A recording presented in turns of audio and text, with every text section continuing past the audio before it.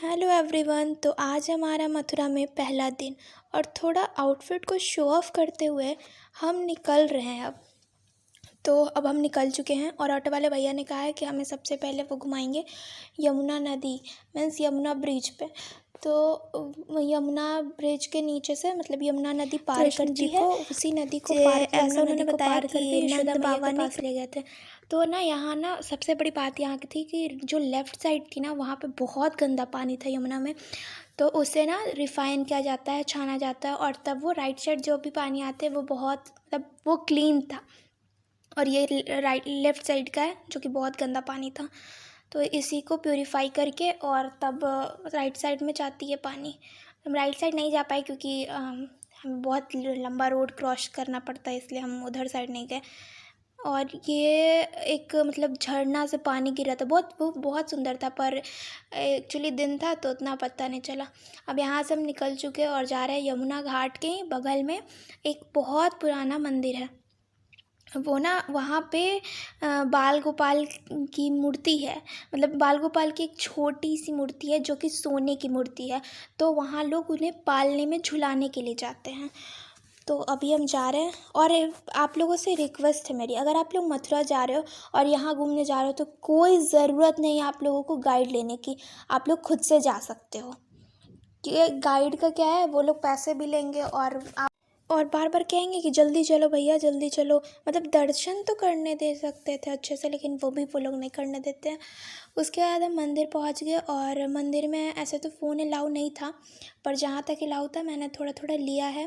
अब वैसे अंदर भी अलाउ नहीं था जहाँ सोने की मूर्ति है, पर वहाँ मैंने एकदम ओपन तो नहीं लिया, पर मैंने चोरी छुप के थोड़ा ले लिया है। वैसे पूरी पूरी मूर्ति की आई नहीं है, क्योंकि जब हम वहाँ तक पहुँचे तो मेरा कैमरा खुद ऑफ हो गया था। मतलब ठीक है कोई बात नहीं, फिर कौन ही ऑन करता।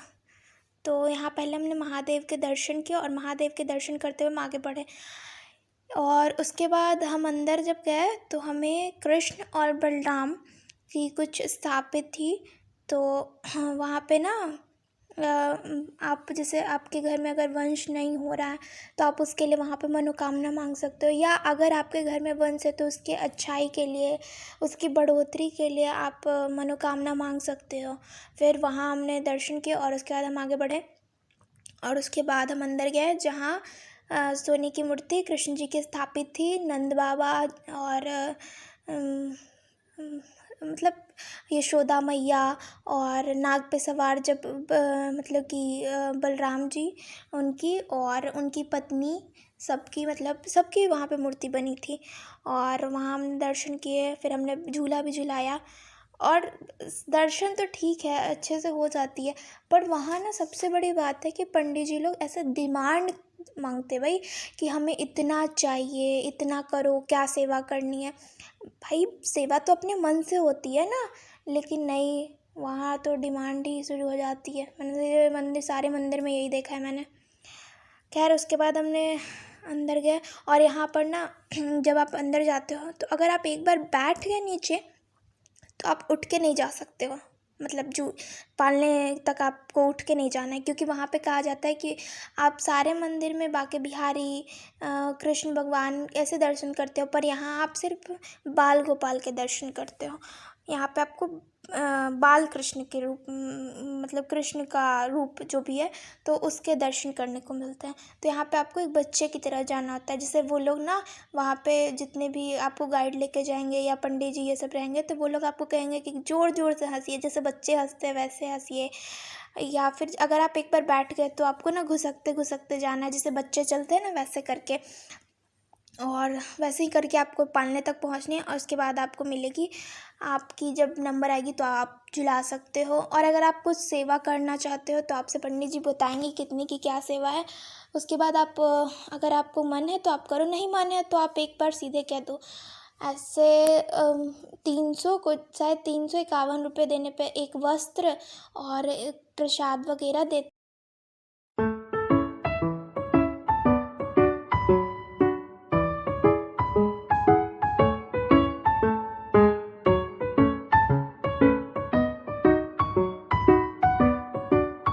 उसके बाद वहाँ से निकलते हमने पेड़ा खरीदा जो कि वहाँ का प्रसाद था और राबड़ी खाई।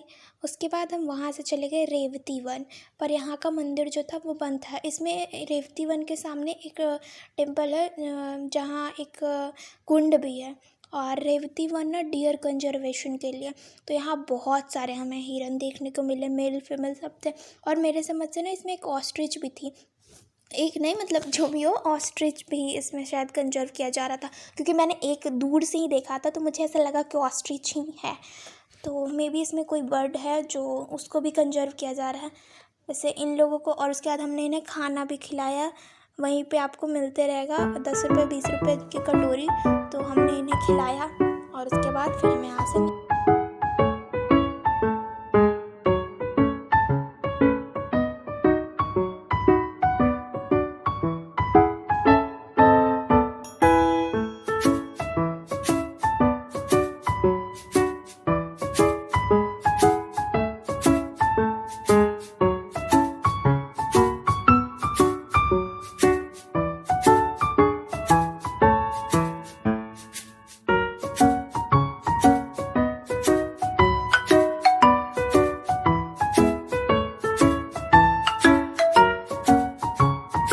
वहाँ से निकलने के बाद हम चले गए विश्राम घाट, जहाँ पर हम बोट में बैठ कर के 5 पॉइंट बोला जाता है वहाँ पे। तो हमने वहाँ घूमा, मतलब आपको बोट से ही वो 5 पॉइंट दिखाया जाएगा। ऐसा नहीं है कि आपको ले जा कर के वहाँ उतारा जाएगा, हाँ, पर जहाँ मंदिर है वहाँ आपको दर्शन के लिए उतारा जाएगा। उसके बाद मुझे दिख के थोड़े बत्तख, और पता मैंने इस बार पहली बार देखा काला बत्तख। मैं आज तक जानती थी कि बत्तख मीन्स उजले बत्तख होते हैं, वाइट। उसके बाद हमें एक मंदिर के पास उतारा गया बोट से, जहाँ हम दर्शन करने गए। और यहाँ पे शनिदेव और उनकी जो भी बहनें आई थी मथुरा भगवान श्री कृष्ण के दर्शन करने, तो वो सारे स्थापित थे।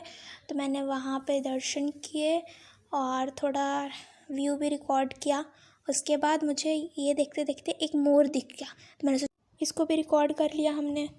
मैंने सोचा थोड़ा तो पंख फैला देता, पर इसने पंख फैलाने की जगह ना ये चला जा रहा है। और उसके बाद यहाँ पे बहुत सारी गायें थी, तो वो लोग मेरी तरफ आने लगी। फिर मैंने सोचा छोड़ो इसको, क्या रिकॉर्ड करूँ, भागो यहाँ से। उसके बाद फिर से हम बैठ गए। और ये जो आपको दिख रहा है ना, ये रावण का किला था, रावण की महल। उसके बाद हम वहाँ उतर गए, मतलब वहाँ से हम दूसरी तरफ आए, हमें मंदिर के पास उतारा गया और अब हम जा रहे हैं द्वारिकाधीश। पर द्वारिकाधीश जाने से पहले हमने सोचा कि रिकॉर्डिंग करें या ना करें। फिर वहाँ पता चला रिकॉर्डिंग नहीं करना है, लेकिन फिर भी मैंने थोड़ी थोड़ी रिकॉर्डिंग की है, क्योंकि बाकी लोग भी कर रहे थे। वैसे तो मना है, पर भगवान के दर्शन के टाइम मैंने नहीं लिया, क्योंकि वहाँ की सारी मूर्ति को बहुत स्पेशल है। तो मैंने सोचा क्यों ही किसी को मतलब हर्ट करना कि चलो भाई, या फिर क्यों ही रूल तोड़ना। मैं सोचा छोड़ो, क्यों रिकॉर्ड करो। मैंने जो भी मतलब वहाँ की, मुझे उसकी अंदर में ना वॉल थी और जो भी सीलिंग थी, तो वो सब में ना ऐसे मिरर वर्क किया हुआ था और बहुत ही अच्छी लगी मुझे। तो इसलिए मैंने उससे थोड़ा रिकॉर्ड किया था। पर मैंने जब भगवान की दर्शन के लिए पट खोलेगा तब मैं नहीं ले पाई, और मैंने लेना।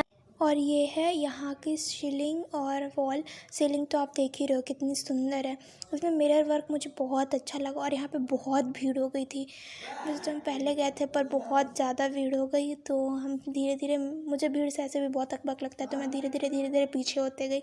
उसके बाद हम चले गए श्री कृष्ण जन्मभूमि। मुझे सबसे ज़्यादा अगर मथुरा में कोई मंदिर अच्छा लगा है तो श्री कृष्ण जन्मभूमि। पर यहाँ की सबसे बड़ी बात है कि आप फ़ोन, डिजिटल वॉच, बेल्ट को चलाओ नहीं है। आज के लिए इतना ही, थैंक यू।